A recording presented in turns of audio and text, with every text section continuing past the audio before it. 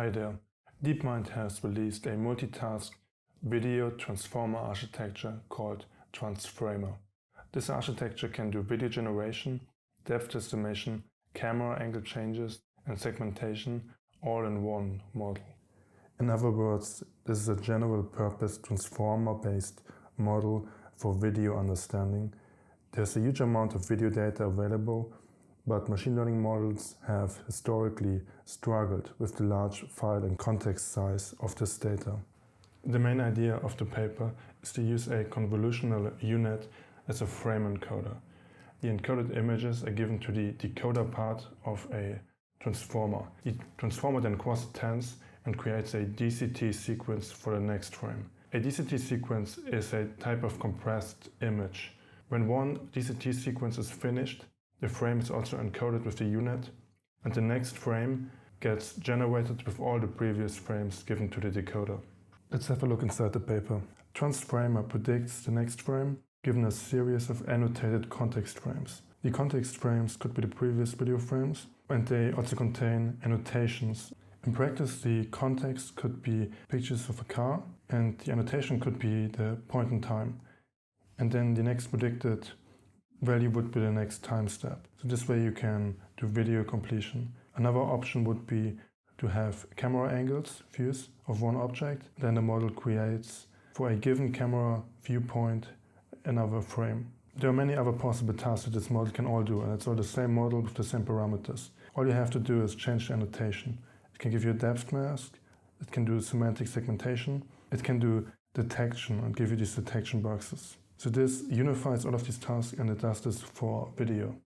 Similar to many transformer-based models, you can do sampling from the same input. You can sample diverse outputs, and you can specify things like a temperature to specify how diverse versus how faithful you want to have the output be. They can create 30-second coherent videos. Traditionally, it is very hard to have a transformer output an entire image. Usually they would output 16 by 16 tokenized image parts, but in this case they use DCT representations. This DCT image representation is the way that the output frames are going to be encoded. This was created by the same team essentially that also created this entire paper. This is similar to the JPEG codec. What you should keep in mind, this has a variable length, and essentially for DCT you use a transformer to output the tokens of the sequence. The first contribution of the work is to create this general framework, that you have a probability distribution which is conditional on a context and some annotation. And the context is simply other frames that also have annotations. For example, this could be images of cars and time steps. And then the annotation would simply be the following time step. And then you want, conditioned on this, to generate the next image. So this is the first contribution, this general framework of thinking about video generation and image problems. The second contribution is the actual Transframer architecture, which is a convolutional multi-frame unit as an encoder, and then as a decoder, and normal transformer decoder, and then as an output you create a DCT sequence. The interesting part of this paper is that it's very general, and you simply change the annotation, and by this you can do very many tasks at once. So you essentially just tell the network, I want the next frame, I want a different camera angle, I want a semantic segmentation, I want a depth estimation, and the model will do all of these tasks for you simply to the annotation. That is in comparison to other techniques that use task-specific losses. So you have the advantage that in this way you can unify your dataset, you only need one model, and the model can learn a very deep representation internally. The most impressive part of this is probably the ability to generate long videos. This is a bit of a special case because you want to create many frames in a series. So there's different ways to do this. You can think of them as independent predictions, but simply what they are doing, what they think is better, is to, whenever you create the next frame, you condition it on the previous frames that you have also generated. The context now includes all the previous frames you have generated.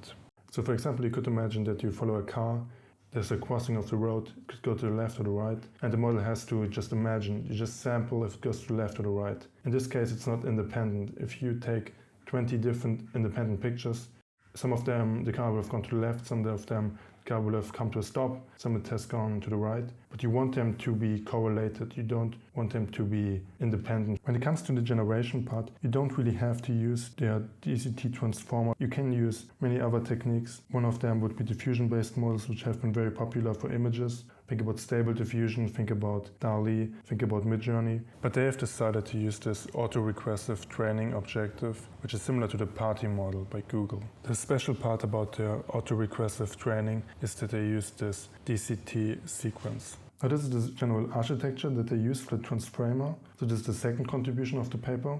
They use the multi-frame unit. You take all the images as an input and all the annotations. They go in here, and then you have the cross-attention in the decoder here. And then step by step, the next token of the DCT sequence is sampled, and based on that you create the following token until you get to a stop token.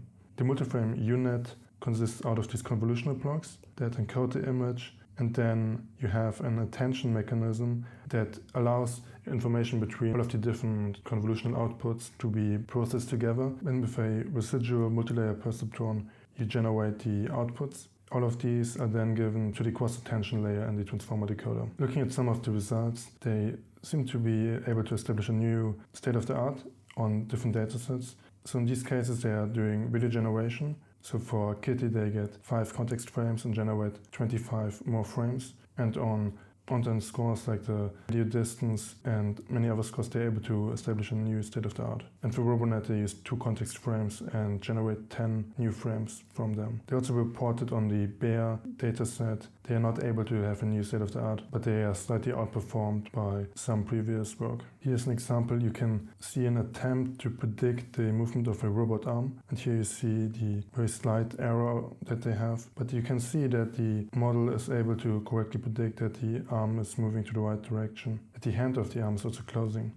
They also looked into long-range video generation, which is what you've seen in the beginning of this video. So they did 30 seconds with 25 frames per second. We are talking about 750 frames in total generated with just one start image. Here you can see some of the results of this. So at 30 seconds you can see the camera moving over the sea, or you can see the camera moving closer to a tower, or walking down a street, walking towards a building. Here's some other examples for camera angle changing. Here's some other fields like semantic segmentation, the object detection, scene parsing. Here you can see depth estimation, flow prediction. Here you can see classification, though I'm not sure what you're supposed to see in these pictures, to be honest. So their conclusion is that their model successfully is able to unify a whole range of image modeling tasks and vision tasks.